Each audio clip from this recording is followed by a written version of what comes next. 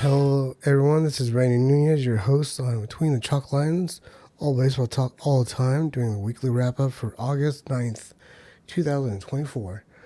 We're going to start off with the standings, and then we'll go on to some news of the week, and just give you my opinion, obviously, on some of the stuff that's going on in baseball. So, in the American League, we'll start off with the East, going all the way over to the West. East, we have the Yankees and Orioles stuck in a dead heat tie at 68 and 48.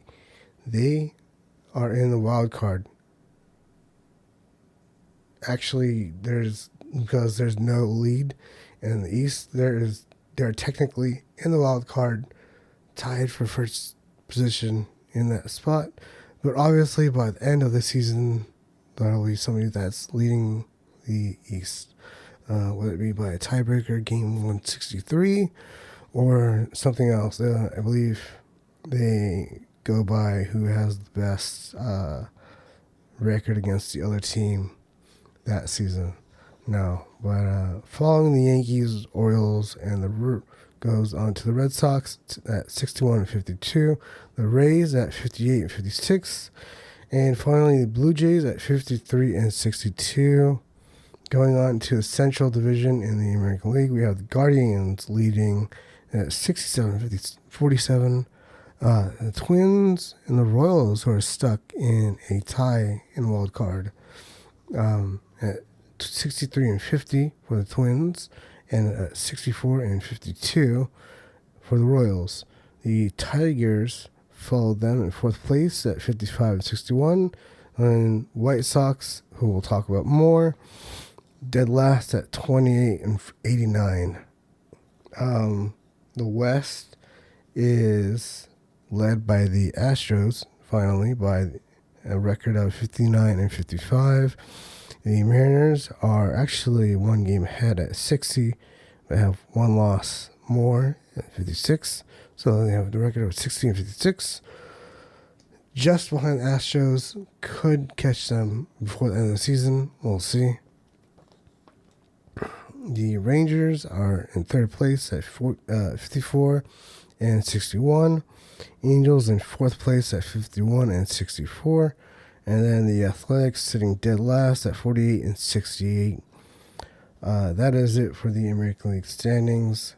The wild card is obviously a odd mess with the Yankees, Orioles, Twins, Royals, all kind of jumbled up and tied for those spots. And once the East is kind of figured out and any of the Mariners or the Rangers catch up, there may or may not be any wild card representative in the West. It might just be the leader, whether that be the Astros, Mariners, Rangers. We'll see. In the National League, starting in the East, again, we'll go back to the West. With the East, the Phillies are leading all baseball at 69 and 46. Then the Mets have a wild card position at 61 and 54, followed by the Braves at 60 and 54. So only half a game behind the Mets. Need the Mets to lose and the Braves to win and get back their position. This is the first time that the Braves have not been in a playoff spot since early June. So all in April, May, June, and then for a day or two they were out of contention, and then back, June, July, now early August, they've lost a spot in the playoffs. But I don't think the Braves will be out of playoff contention for this year. I think they will make the playoffs somehow. The Central is led by the Brewers at 65 and 49. And then you have the Cardinals at 59 and 57. Pirates at 56 and 58. Reds at 56 and 59. And then the Cubs did last in Central at 57 and 60. The West is a mess, to say the least. Dodgers are leading at 66 and 49. And then you have the Padres and Diamondbacks, who are tied for second place at 64 and 52 for the Padres, and 63 and 53 for the Diamondbacks, who are 2.5 games and 3.5 games respectively back of the Dodgers. So both of those teams are within striking distance of first place in the West, or they could just end up being in the wild card.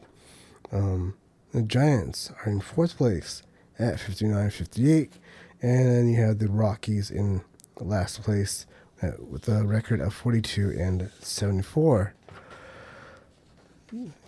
Circling back, it's the White Sox, who are dreadful 28-89. This past Tuesday, they finished their 21-game losing streak, broke it when they went to the Coliseum, which is last year the Coliseum will be the home for the Athletics. Beat them on Tuesday. Tied an American League record that goes back decades. I want to say probably more than half a century.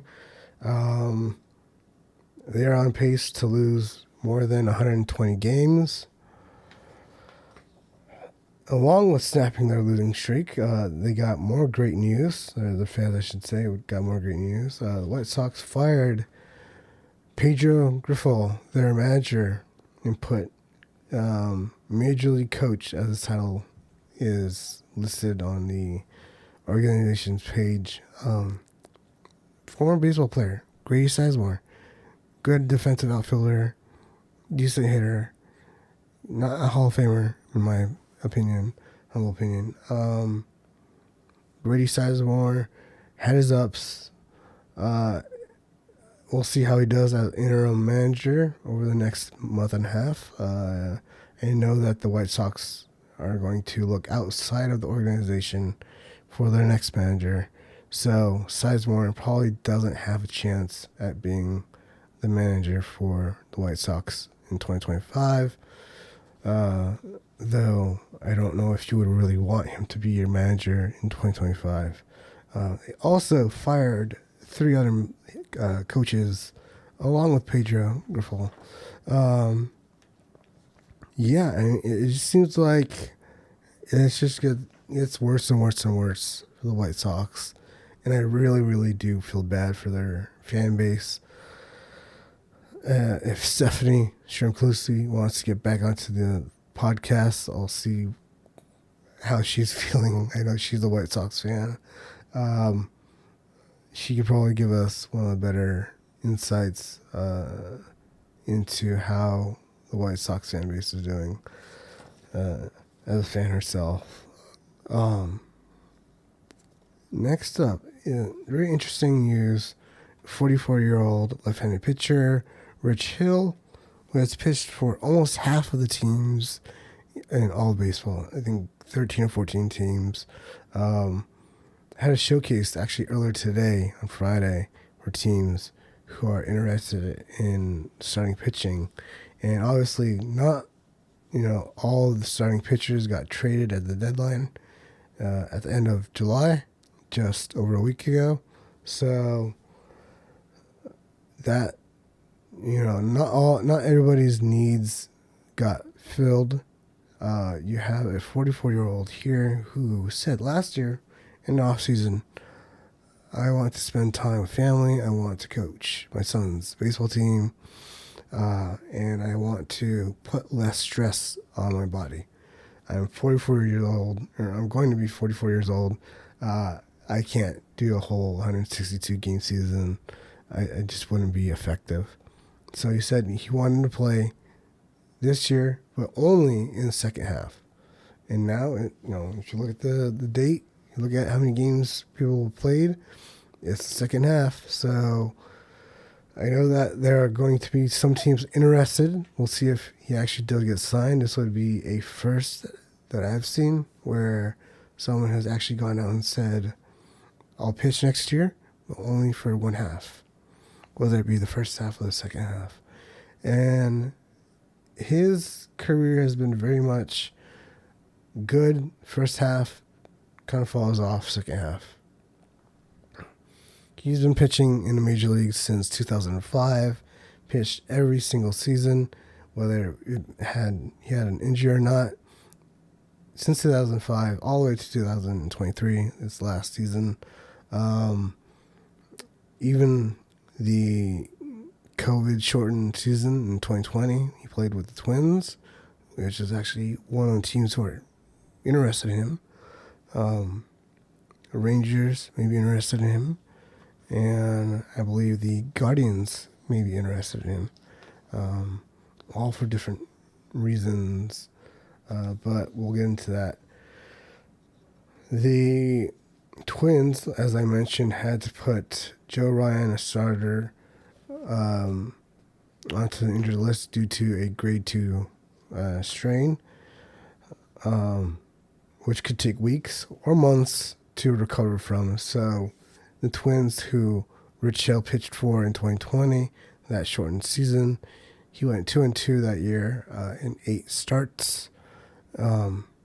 Could be the landing team for him. You know, he could just say, "Hey, I know you guys. I pitched for you before. You're actually in a hunt for a playoff position. We're not in a playoff position yet, but you're in the hunt. Sure, why not? We'll try it out." Or he might be hunting for a ring, and Rich Hill might sign for a team or that's actually in contention, like the Guardians, who had to put Carlos Carrasco, another starting pitcher, 37 years old, due to a left hip strain, and that's not something you come back really quickly. That's a 15-day injury list already that he's put on. So left hip strain, they'll check it out. They'll see how he's doing in the next couple of weeks, which will put the team in late August, and you'll have a month and change, just barely, that you have to, actually solidify their first place position in the Central and the American League, as the Guardians are fighting. I said, they're 67-47. Twins are 63-50. So the Twins are really only a handful of games behind the Guardians. And the same thing with the Royals. They're 64-52. They're only 3.5 games, I believe, behind the Guardians. So Twins, Royals, the Diamondbacks, Orioles, Yankees could all use a starter. He's pitched. I should say Rich Hill has pitched for the Yankees. But the one thing about, like I said, tell of 2 seasons, really. First half, second half for Rich Hill. Never been an All-Star in his career. Never been a Cy Young Award winner in his career. Never been an MVP. Never been anything special. So I think he wants to go into his 20th and probably final season as a Major League Baseball player and win the World Series. He's got to walk away with something under his belt at 45 years old next year.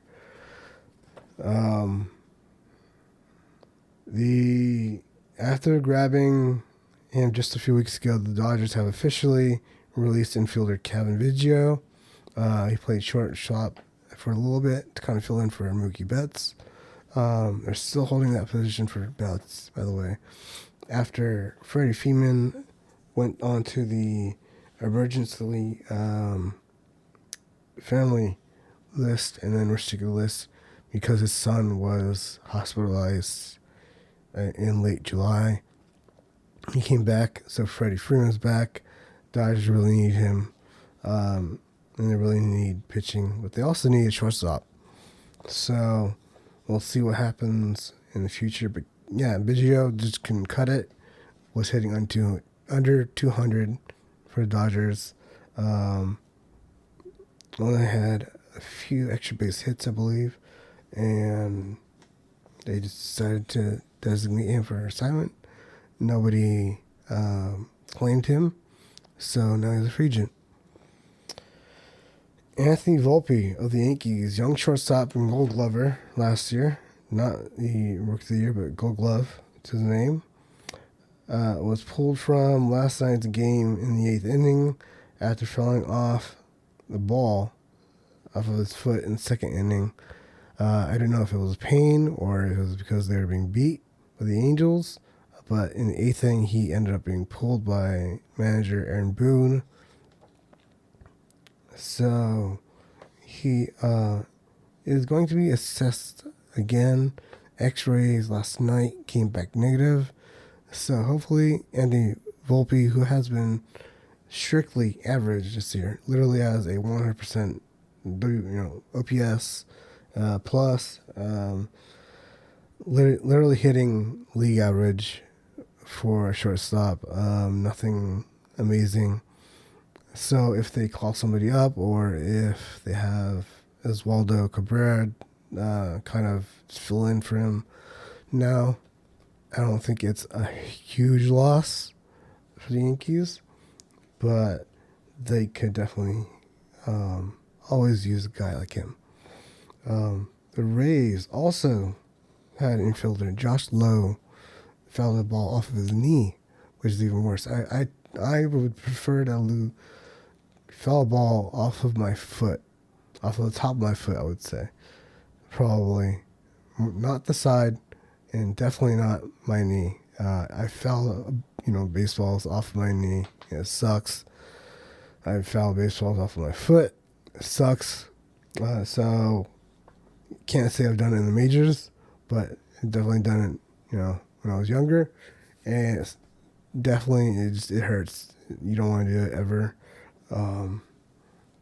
So Josh Lowe, Anthony Volpe, if you have those guys on your fantasy team, make sure to watch out and see if they go day to day. They may or may not. The Pirates selected 31-year-old starter Domingo Germán. His contract from AAA the day before his opt-out date started, which would be today. So yesterday selected it, and then today would have been an opt-out where he could choose to become a free agent again, which he did earlier this year. The Pirates signed him to a minor league deal that had an opt-out date. He chose to opt out and become a free agent. Nobody picked him up, so he re-signed with the Pirates, and they need pitching, so the Pirates decided that they would just use him for now. New York Yankee fans, Germán, that he's caused some clubhouse drama problems. I don't really know how else to put it. He just really isn't the best clubhouse guy, according to what I've seen. And like I said, with the race getting tighter and tighter, things are just getting tougher and tougher. And speaking of starting pitching, I know this keeps coming up and up.